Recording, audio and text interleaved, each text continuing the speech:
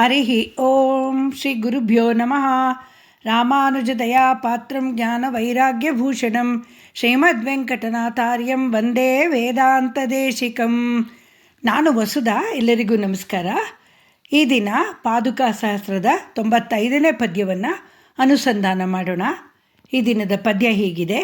ಪರಸ್ಯ ಧಾಮ್ನಃ ಪ್ರತಿಪಾದನಾರ್ಹಂ ವದಂತಿ ವಿದ್ಯಾಂ ಮಣಿಪಾದುಕೆ ತ್ವಾಂ ಯತಸ್ತವೈವಾಧಿಗಮೇ ಪ್ರಜಾನಾಂ ದೂರೀಭವತ್ಯುತ್ತರ ಪೂರ್ವಂ ಆಹಾ.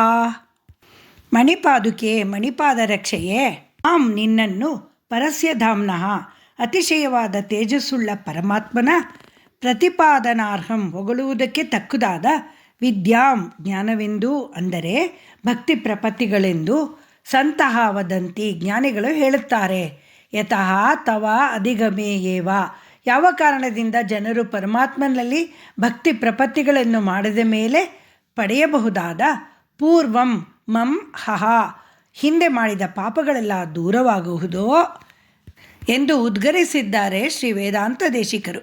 ಪದ್ಯದ ತಾತ್ಪರ್ಯ ಹೀಗಿದೆ. ಓ ಪಾದುಕೆಯೇ, ಒಬ್ಬನು ಭಕ್ತಿಯನ್ನಾಗಲಿ ಪ್ರಪತ್ತಿಯನ್ನಾಗಲಿ ಮಾಡಲು ಆರಂಭ ಮಾಡಿದ ಕೂಡಲೇ ಹಿಂದೆ ಮಾಡಿದ ಪಾಪಗಳೆಲ್ಲವೂ ಪರಿಹಾರವಾಗುವುದು.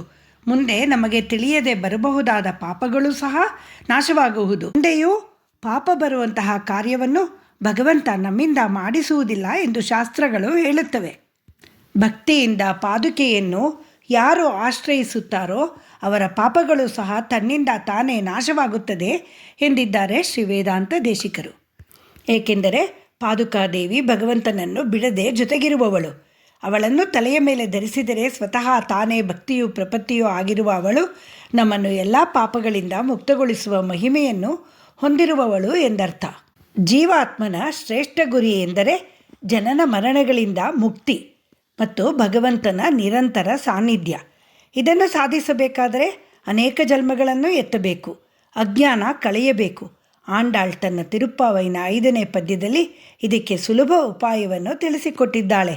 மாயனை மன்னு வடமதுர மைந்தனை தூய பெருநீர் யமுனை துறைவனை ஆயர் குலத்தினில் தோன்றும் மணி விளக்கை தாயக்குடல் விளக்கும் செய்த தாமோதரனை தூயோ மாய வந்து நாம் தூமலர் தூவித் தொழுது வாயினால் பாடி மனத்தினால் சிந்திக்க போய பிಳಿயும் புகதರುವಾನ್ ನಿಂದ್ರನவும் ತೀನಿಲ್ ತೂಷಾಗುಂ ಶಪ್ಪೇಲೋರ್ ಎಂಬಾವಾಯ್ ಎಂದಿದ್ದಾಳೆ. ನಾವೆಲ್ಲರೂ ಯಮುನೆಯಲ್ಲಿ ಸ್ನಾನ ಮಾಡಿ ಶುಚಿರ್ಭೂತರಾಗಿ ಬಂದು ಗೋಕುಲದ ಗೊಲ್ಲರ ಹಟ್ಟಿಯ ಬೆಳಕಾದ ದಾಮೋದರನನ್ನು, ಕೃಷ್ಣನನ್ನು ಒಳ್ಳೆಯ ಹೂಗಳಿಂದ ಅರ್ಚಿಸಿ ಬಾಯಿನಿಂದ ಹಾಡಿ ಮನಸ್ಸಿನಿಂದ ಧ್ಯಾನಿಸಿದರೆ ನಮ್ಮ ಸಂಚಿತ ಆಗಾಮಿ ಪಾಪಗಳೆಲ್ಲ ಬೆಂಕಿಯ ಕಿಡಿಯಿಂದ ಹತ್ತಿಯ ಮೂಟೆಗಳು ಸುಟ್ಟು ಭಸ್ಮವಾಗುವ ಹಾಗೆ ಆಗುತ್ತದೆ, ನಮ್ಮ ವ್ರತ ಸಿದ್ಧಿಯಾಗುತ್ತದೆ ಎಂದಿದ್ದಾಳೆ. ಭಗವದ್ಭಕ್ತಿ ಎಂಬ ರಸಗಂಗೆಯಲ್ಲಿ ಮಿಂದು ಒಳಗಿನ 6 ಶತ್ರುಗಳನ್ನು ನಾಶ ಮಾಡಿ ಪರಿಶುದ್ಧರಾಗಿ ನವವಿಧದ ಭಕ್ತಿಯಿಂದ ಅರ್ಚಿಸಿ ಪೂಜಿಸಿ ಶ್ರವಣ ಕೀರ್ತನೆಗಳನ್ನು ಮಾಡಿ ಭಗವಂತನ ಧ್ಯಾನವನ್ನು ಮಾಡಿದರೆ ಜನ್ಮ ಜನ್ಮದಿಂದ ಶೇಖರಿಸಿಟ್ಟ ಪಾಪಗಳು, ಮುಂದೆ ಕರ್ಮಫಲದಿಂದ ಉಂಟಾಗುವ ಪಾಪಪುಣ್ಯಗಳು ಎಲ್ಲವೂ ಭಸ್ಮವಾಗಿ ಹೋಗುತ್ತವೆ ಎಂದಿದ್ದಾಳೆ.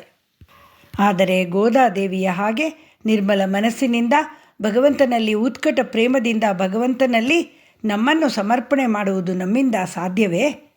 ಶ್ರೀ ವೇದಾಂತ ದೇಶಿಕರು ಇದಕ್ಕೆ ಉತ್ತಮ ಸಲಹೆಯನ್ನು ಕೊಟ್ಟಿದ್ದಾರೆ ಈ ಪದ್ಯದಲ್ಲಿ. ಅವರು ಈ 5 ದೇವಿಗಳು ಅಂದರೆ ಶ್ರೀದೇವಿ, ಭೂದೇವಿ, ಗೋದಾದೇವಿ, ದಯಾದೇವಿ ಮತ್ತು ಪಾದುಕಾದೇವಿಯರು ಯಾವಾಗಲೂ ಭಗವಂತನ ಜೊತೆಯಲ್ಲೇ ಇರುವವರು. ಇವರುಗಳನ್ನು ಆಶ್ರಯಿಸಿದರೆ ಭಗವಂತ ದೊರೆತ ಹಾಗೆಯೇ ಎಂದು ಅವರು ಹೇಳಿದ್ದಾರೆ.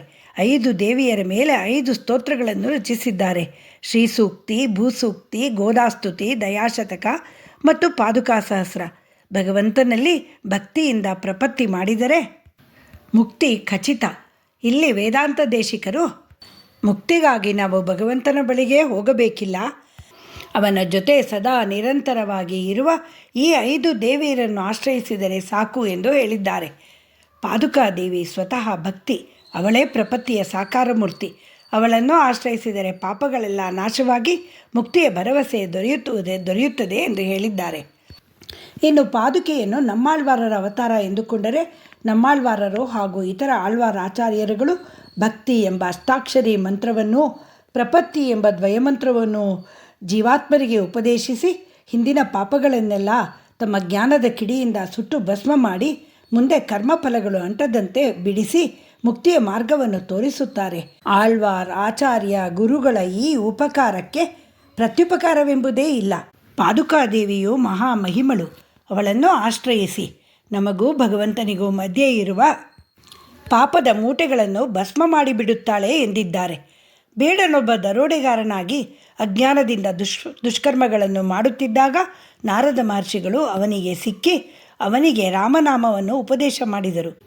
ರಾಮನಾಮವೆಂಬ ಭಕ್ತಿಯಲ್ಲಿ ತನ್ನನ್ನು ಸಮರ್ಪಿಸಿಕೊಂಡ ಆ ಬೇಡನು ಮುಂದೊಂದು ದಿನ ವಾಲ್ಮೀಕಿಯಾದನು. ವಾಲ್ಮೀಕಿ ಮಹರ್ಷಿಯಾದನು. ರಾಮಾಯಣವನ್ನು ಬರೆದು ಲೋಕವಿಖ್ಯಾತನಾದನು.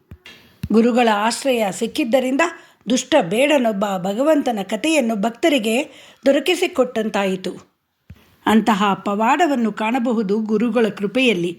ಅದನ್ನೇ ಹೇಳುತ್ತಿದ್ದಾರೆ ಶ್ರೀ ವೇದಾಂತ ದೇಶಿಕರು. ಪಾಪಗಳನ್ನು ಕಳೆದುಕೊಳ್ಳಲು, ಭಗವಂತನನ್ನು ಪಡೆಯಲು ಮಹಾಮಹಿಮಳಾದ ಪಾದುಕಾದೇವಿಯನ್ನು ಆಶ್ರಯಿಸಿ ಎಂದು.